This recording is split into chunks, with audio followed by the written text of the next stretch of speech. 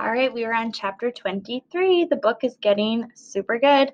After this chapter, I'm going to be starting to post more chapters on the slides just so we can make sure that we finish this book before the end of the school year. So there might be two chapters posted after today, and if that's how it is, you don't need to answer. There might just be one question posted on Google Classroom for one chapter and not multiple questions. All right, chapter 23. As slow as it was to dig out the rock in the tunnel, at least we had been making progress there. The next few days were spent almost entirely in the garden, working hard for no other purpose than as a cover for what we were actually doing, or should have been doing. I didn't mind the idea of gardening, but the weeds were thick and sometimes thorny, and by the third day it was hard to care about the dirt out here when I really wanted to be down in the tunnel working. After an entire afternoon of pointless, sweaty labor, I didn't think the weeds looked any better than when we first began. When the heat of the day hit us, Fritz and I decided to sneak inside the building to get back to our real work. As before, he went into the tunnel while I removed dirt with the bucket. But the small basement room was already piling high with dirt, and that bothered me. We had a long way to go before we reached the west. What if we ran out of places to store the dirt? Something needed to be done with it. I briefly toyed with the idea of returning to the weeding. At least the weeds didn't require me to think so much. Then I smiled as a wonderful idea came to my mind. If it worked, it would solve both my problems. Rather than dump out the bucket inside the basement, I opened the boarded window and dumped it there. It made a smaller pot. It made a much smaller pile than I expected, so I refilled the bucket from the dirt already in the basement and I dumped it outside too. After 5 or 6 loads of dirt, I climbed outside and then used the small hand rake from the state to spread the dirt around. It went down smooth and dark and covered up every single weed beneath it. I didn't need to pull weeds. I could cover them up. Sure, our vegetable seeds wouldn't grow very well once they hit that hard ground a few centimeters down, but I didn't care about that. I didn't plan to be here that long. With renewed energy, I began emptying dirt from the basement. The routine was the same, to dump several loads out at once and then spread it out. I did it slowly and tried to make it look as if I was pulling weeds rather than covering them. The watchtower was far enough away that unless the guards looked carefully, there wouldn't be any reason to investigate further. Or at least I hope not.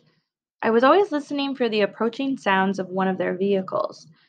After a while, Fritz called up to ask what I was doing, and when I invited him up to see it for himself, he only chuckled and brushed his hand across my head. Trust you to do so much hard work to get out of the other work, he said. But don't go so fast. If someone is looking for progress, they'll never believe we got all that weeded in a day.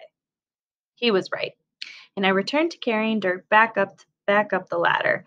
Over and over, that was my routine. Climb down to the air raid shelter, scoop dirt into the bucket, hook it over my arm, climb up the ladder, dump it out, repeat. Again and again and again. Rest a little, and then start all over.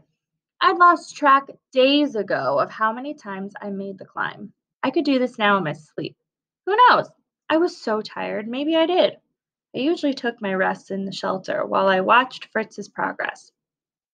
He was nearly 5 meters into the tunnel and kept track of how straight it was with some boards he had nailed together perpendicular to each other. If one end was always kept straight with the shelter's entrance, the other end should point like an arrow in the direction he should dig. One late afternoon, Fritz said he would lift the buckets for me if I would go and find water to refill his canteen. It required a short walk back to the main part of the city, but I was eager for the change of routine. I stripped off my overalls and stopped by the pond to wash my face and hands. As if I was going to convince a restaurant to give me water, I needed to be presentable enough to walk inside. Then I set off toward a nearby sausage shop where my family used to eat. When I was almost to the restaurant, my eye roamed across the street to a building that had been bombed during the war and still hadn't been repaired. Attempts had been made to clear it some years ago. I could tell that because of some rusty old machinery and other pieces of equipment left on the site. There was even a long rope with a pulley attached so that the heavier items could be lifted onto tracks. A pulley! My mind began racing as I pictured that very item in the basement of the Welcome building. With a pulley, there would be no more climbing up and down the ladder. Fritz could fill the dirt below, and I could pull it up with a rope and then empty it in the basement. We could work twice as fast with half the effort. I needed that pulley. Gerda, what are you doing here? I swerved around and saw that Anna had come up behind me. Her mother was already seated inside the restaurant where I intended to get water, though I hadn't noticed either of them before now. It shouldn't have surprised me to see them here. This was their neighborhood after all. But of course, she would be surprised to see me, and looking as dirty as I was, I'm sure I did. I stepped back and forced a smile to face. Fritz and I are gardening like I told you about earlier. I just came to refill our canteens.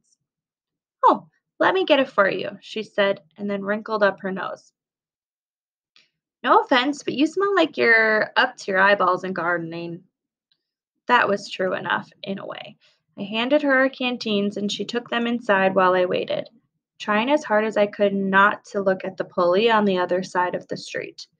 It was only attached by another thick rope. With a good knife, I could cut it free, but when? Certainly not on a day as busy as this one. The problem was that in this neighborhood, every day was busy. It was only at night after curfew when everything went quiet. After a few minutes, Anna emerged with full canteens of water, so cold I could feel it through the metal. I wanted to gulp down an entire one right then. Thank you, I said, rather awkwardly. She called out "You're welcome" as I walked away, which thoroughly confused me. Were we friends again? Why? Nothing has changed, unless it had changed on her end. Maybe the Stassi had decided to leave her family alone, and maybe she felt safe to be friends with me again. I didn't know if I was ready for that. After all, she had treated me horribly over the last couple of months, and I had some bigger things on my mind than anyone's friendship, which included a need to get into her apartment, I reminded myself. For the sake of the tunnel, I would have to make things good between us, and soon. But in the meantime, I had a pulley to steal.